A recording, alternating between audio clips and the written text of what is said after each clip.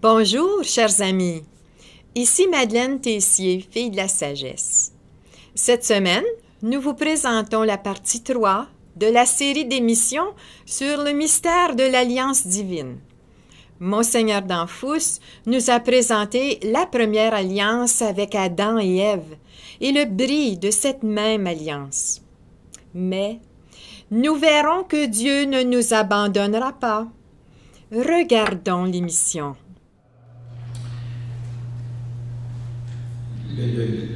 Dieu, il tient en horreur le péché, mais par amour, il contient sa colère et il va quand même donner beaucoup de bonnes choses à Adam et Ève, puis à tous leurs descendants. C'est pas tout mauvais, là. C'est juste qu'on a perdu un beau gros morceau dans cette réalité-là. On a perdu un beau gros morceau. Mais tout peut être racheté en la personne de Jésus-Christ, puis si on s'unit à Jésus-Christ, c'est ça, le bonheur de l'espérance qu'on porte, la promesse qui nous est faite. Alors, quelle est la réponse qu'on attend de l'homme dans cette alliance-là? Il n'y a pas vraiment de réponse à donner. Cette alliance est inconditionnelle. Bien que le cœur des hommes se porte chaque jour uniquement vers le mal, Dieu va toujours être patient. Alors c'est là qu'on va découvrir la force de la fidélité de Dieu dans sa promesse qu'il a faite avec toute l'humanité. Rapidement, on va parler de Noé, l'alliance avec Noé, puis on finit avec ça ce soir. On lit un peu le texte de Noé. « J'établirai mon alliance avec toi et tu entreras dans l'arche, toi et tes fils, ta femme, et les femmes et tes fils avec. » Dieu dit encore à Noé et à ses fils, « Voici que moi j'établis mon alliance avec vous, avec votre descendance après vous et avec tous les êtres vivants qui sont avec vous. Les oiseaux de bétail et toutes les bêtes de la terre, tout ce qui est sorti de l'arche. Oui, j'établis mon alliance avec vous. Aucun être de chair ne sera plus détruit par les eaux du déluge. Il n'y aura plus de déluge pour attacher la terre. » Dieu dit encore, « Voici le signe de l'alliance que j'établis entre moi et vous et avec tous les êtres vivants qui sont avec vous, pour les générations à jamais. Je mets mon arc au milieu des nuages, pour qu'il soit le signe de l'alliance entre moi et la terre. » Et lorsque je rassemblerai les nuages au-dessus de la terre et que l'arc apparaîtra au milieu des nuages, je me souviendrai de mon alliance qui est entre moi et vous, et tous les êtres vivants. Les eaux ne se changeront plus en déluge pour détruire tout être de chair. L'arc sera au milieu des nuages, je le verrai, et alors je me souviendrai de l'alliance éternelle entre Dieu et tout être vivant qui est sur la terre. Et Dieu dit à Noé, voilà le signe de l'alliance que j'établis entre moi et tout être de chair qui est sur la terre. Alors, le contexte de toute cette alliance-là,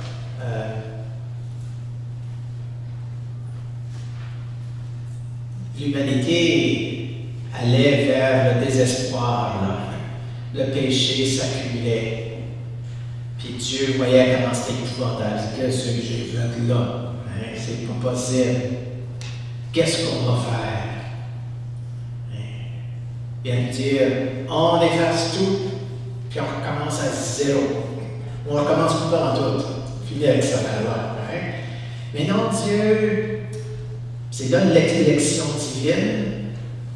Il va donner une vocation spéciale à Noé et à sa famille. Il va les appeler à quelque chose de grand, quelque chose d'un peu fou, là. Bâtir un arche pour mettre tous les animaux dedans. Noé, il faut aussi comprendre, ce n'est pas une histoire historique. Allez pas aller courir dans les montagnes et trouver un morceau de bois qui appartient à l'arche de Noé, vous ne le trouverez pas. Okay? Ce n'est pas une histoire historique, mais il y a un message vrai qui nous est véhiculé par cette histoire. Dieu a vu que sans lui, l'être humain est voué à la perdition.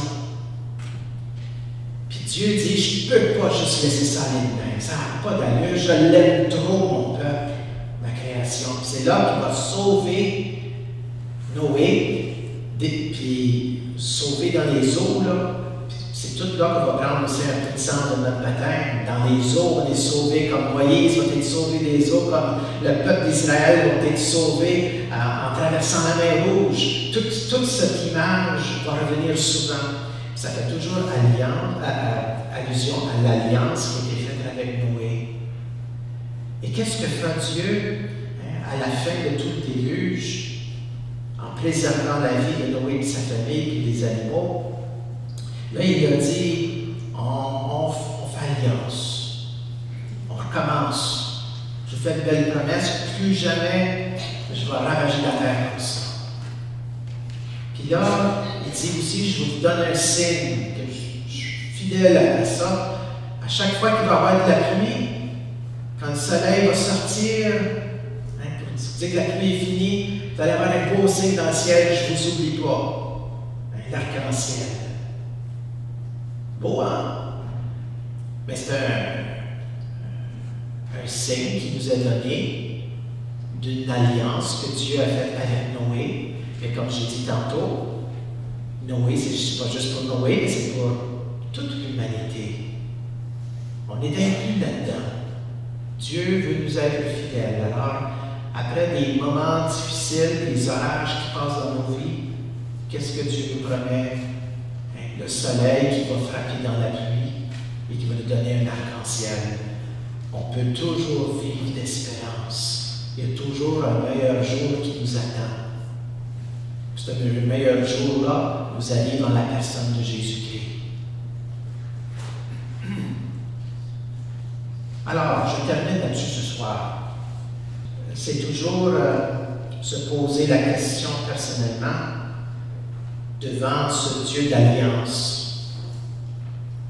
Est-ce que je suis conscient que je suis appelé à entrer dans ce mystère de l'alliance divine? Est-ce que ça fait partie de ma vie de prière, par exemple? Est-ce que je suis conscient de tout cela? Est-ce que je suis conscient de tout ce que Dieu donne gratuitement, toute sa fidélité, sa patience? Comment il cherche à nous faire entrer en communion avec lui, il prend tous les moyens. Est-ce que je suis conscient de ça dans ma vie spirituelle?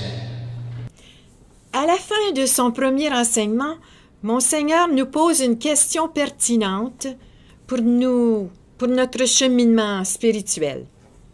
Est-ce que nous sommes conscients des pas de Dieu pour nous rejoindre et faire alliance avec nous? Poursuivons notre chemin avec Abraham, notre père dans la foi. L'alliance, c'est d'abord un phénomène d'usage dans la société de l'époque, comme ça l'est encore pour nous aujourd'hui. Mais on utilisait des pratiques du temps. Hein. Puis dans une alliance, alors si il y a un peuple qui n'a pas d'armée, puis qui voit les ennemis approcher, ils vont aller voir leurs voisins, dire, vous autres, on a besoin de vos armes, on a besoin de vos forces, puis en retour, on va vous donner tout l'or qu'on a dans notre pays à nous, nos ressources minières, hein? On va vous donner ça en retour. Alors, venez nous protéger. Alors, on signe. Alors, à ce moment-là, il n'y a pas de papier. Il n'y a pas des documents avec du fine print, là. On s'engage, on fait une alliance, puis là, il y a souvent un rituel qu'on fait. Alors, au lieu de signer des papiers, ils font un rituel. C'est ça un peu que je voudrais vous expliquer, parce qu'on va le voir avec Abraham tantôt, là. Il y a toujours un serment qui est fait. Un serment, c'est une promesse. Une parole qui est dite comme étant une promesse. Je m'engage à. Hein? Alors, Dieu va s'engager envers son peuple, hein? Puis Puis souvent, le peuple aussi va répondre, va dire à Dieu à quoi il s'engage. Alors, dans l'usage pratique du temps, c'est ce qu'on souvent on faisait. Je vous explique quelque chose qui est quand même un peu bizarre. Ils prenaient ça au sérieux, leurs alliances. Souvent, ce qu'on faisait comme rituel, on prenait des animaux, puis là, on tuait l'animal, puis on le séparait en deux. On séparait la carcasse en deux, puis on mettait ça là, à terre. Un d'une part, puis un de l'autre. Tuer un animal, puis le séparer de l'un, c'est brutal, hein? Mais c'est pour un peu comme indiquer, si tu n'es pas fidèle à ton alliance envers nous, voici ce qui va t'arriver.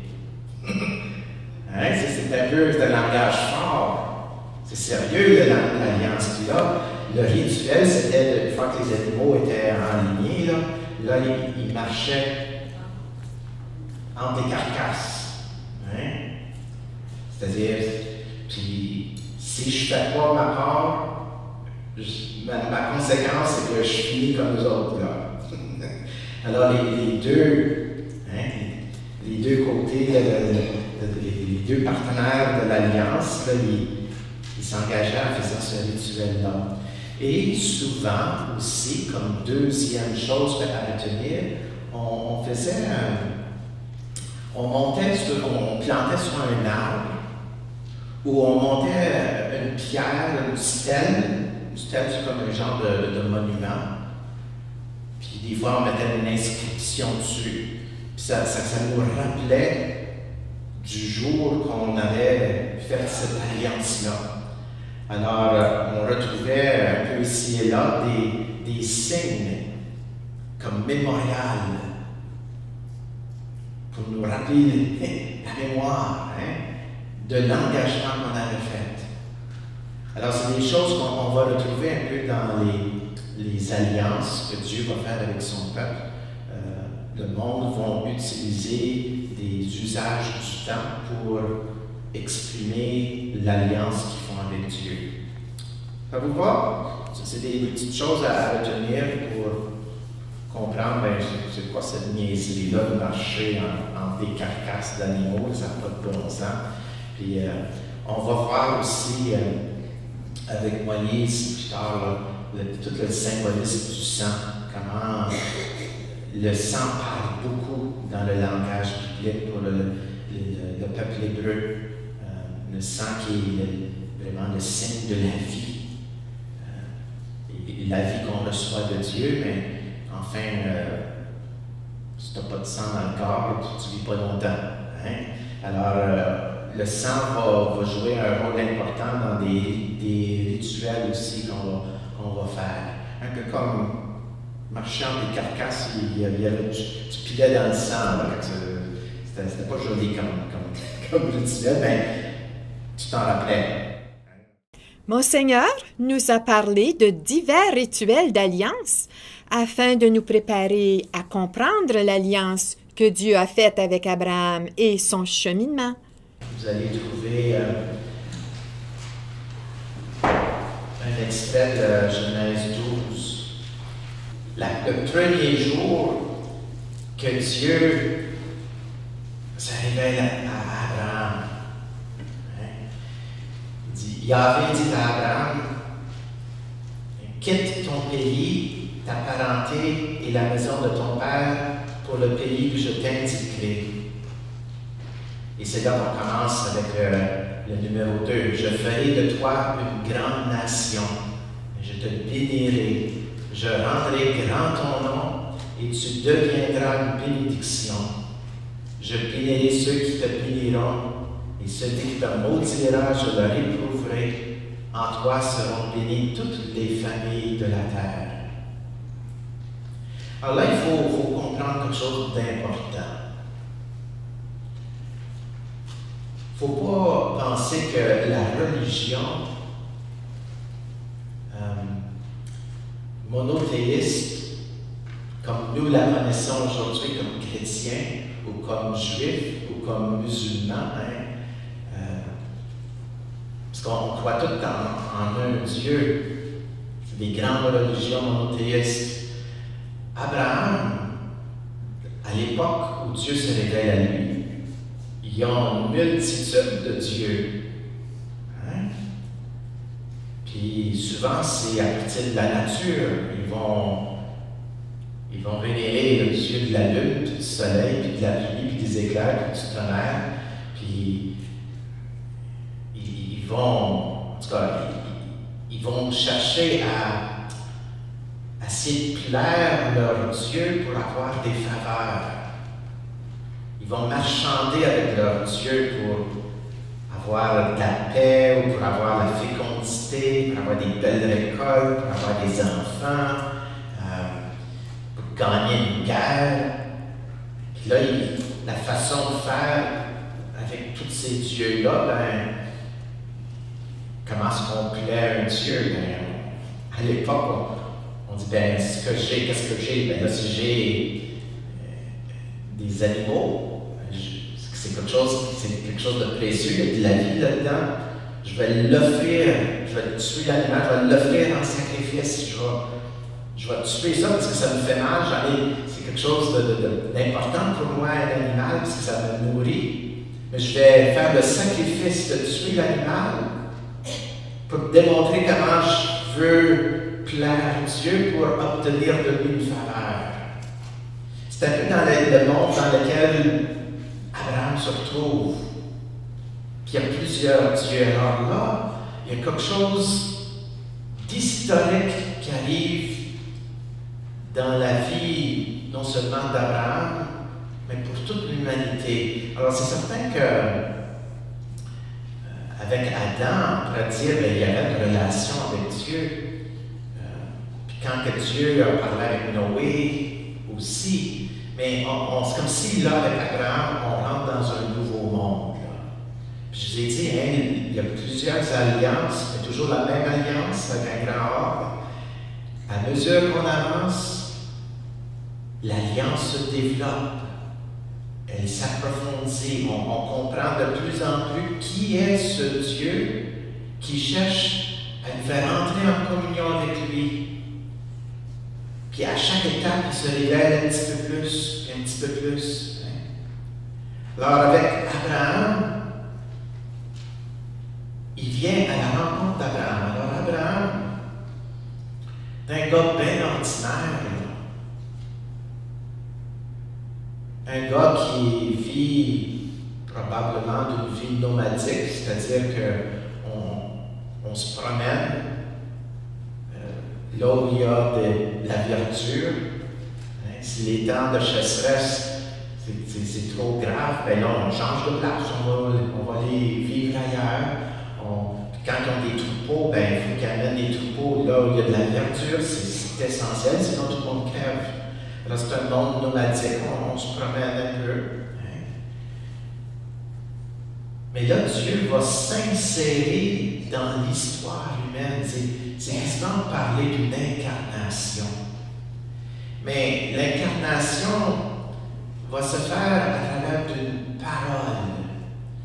Puis le mot parole ici prend tout un sens biblique. Là, parce que vous savez, quand on disait que quand Dieu créait le monde, là, Dieu dit, et le soleil et la lumière fut dans le globe céleste. Dieu dit qu'il y a un animal, puis là l'animal apparaît. Dieu dit, quand Dieu parle, Dieu est en train de créer. C'est une parole puissante, une parole qui fait son chemin, qui transforme, qui donne la vie. Alors ici, cette parole qui est adressée à Abraham, elle doit vraiment être saisie comme cette parole créatrice, une parole qui s'incarne dans la vie d'une personne. Et là, Abraham va devenir la personne par qui Dieu va agir dans les tout débuts de ce peuple d'Hébreu. C'est les tout débuts, là. C'est parce que Dieu veut veut toujours être fidèle à sa promesse. Puis, même après le déluge avec Noé, on pourrait penser que tout le monde a appris sa leçon et qu'ils vont être des anges. Hein? Mais qu'est-ce qui arrive après le déluge? On ne vous a pas parlé de l'histoire de la tour de Babel, mais ça a été un problème. Ça aussi, il y a toujours des problèmes. Dieu est toujours constamment en train de travailler avec son peuple. Ça ne marche pas toujours bien. Il ne lâche pas Dieu. Alors là, Dieu, c'est comme s'il décide, je vais leur révéler un plan de rédemption, un plan de salut. On va commencer ça en petit. On va commencer avec un homme, avec son épouse. Ils n'ont pas de famille. Et Sarah, elle est stérile. Puis, si je ne me trompe pas, quand Dieu vient voir Abraham, il a déjà 87 ans. Il n'était pas allé voir un jeune homme. Là. Il a déjà un âge avancé, ce gars-là. Puis là, il va lui demander quelque chose d'assez sérieux. Hein? Quitte ton pays, ta parenté et ta maison de ton père pour le pays que je t'indiquerai. Imaginez si Dieu venait vous voir ce matin-là. C'est la parole qui vous est adressée. C'est un Dieu que vous ne connaissez pas encore, ben gros. Tout ce qu'on sait, c'est que Abraham entend Dieu lui parler personnellement et il l'appelle à quelque chose, un défi assez grand. Là. Quitte ton pays, ta parenté, la maison de ton père, pour le pays que je t'indiquerai.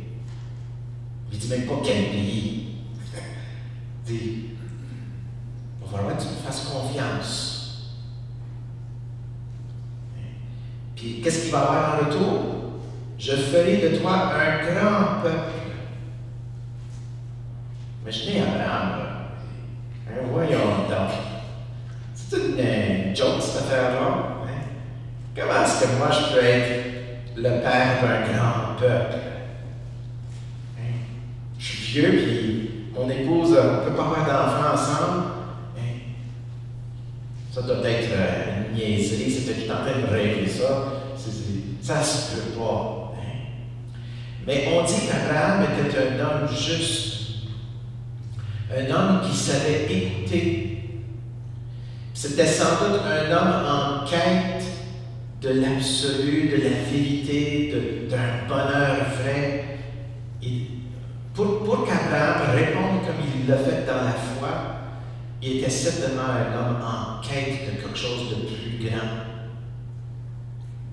Et peut-être, je ne sais pas s'il y en a d'entre vous qui ont vu, il existe peut-être plus qu'un film sur Abraham. Moi, j'en ai vu un. Puis, dans la famille d'Abraham, ses frères, il y en a qui, justement, ils ont des cultes à différents dieux. Puis, ils viennent tout le temps voir Abraham. Prie-lui, puis il y a une statue de ce Dieu-là. Prie-lui, puis tu vas avoir des enfants. Prie-le, tu sais. Puis il essaie de vendre les idoles, pour qu'ils veulent le bien-être d'Abraham. Puis Abraham, c'est pas son affaire. Il ne croit pas tellement dans toutes ces choses-là. Mais quand Dieu vient le voir, puis lui dit, quitte ton pays, je vais t'indiquer où tu vas aller, et je te donnerai un peuple, une grande nation, ça clique. Ça répond quelque chose en lui, ça vient satisfaire un grand besoin en lui. Puis dans la foi, il va lui dire, OK, je m'aventure avec toi, Seigneur. Je ne sais pas trop ce que tu as en tête, là, ça ne fait pas trop de bon sens ton affaire, mais je vais te faire confiance. C'est extraordinaire l'histoire d'Abraham. Puis il ne faut pas croire que tout a toujours été bien été. Abraham, sa foi, c'est le père de la foi qu'on dit, mais il a été éprouvé dans sa foi. Ça n'a pas toujours été facile pour lui. Parce que là, en l'amenant vers le pays que Dieu lui va l'indiquer, vers la terre promise, il va rencontrer des difficultés. Il ne peut pas arriver dans le terrain d'un autre et dire, ben, Dieu lui dit que c'est à moi, cette heure. Hein? Je vois qu'il rentre en dialogue, puis il va dans des guerres pour pouvoir obtenir la terre que Dieu lui promet. Mais tout ce temps-là, il doit demeurer fidèle à ce que Dieu lui demande. Ça va toujours être la chose importante qu'Abraham doit accomplir. Agir dans la foi, en toute confiance à ce que Dieu lui demande. Merci, mon Seigneur, de nous guider dans ce cheminement pour nous aider à mieux comprendre l'histoire de notre salut. Merci à vous tous d'avoir été des nôtres. Au revoir et à une prochaine.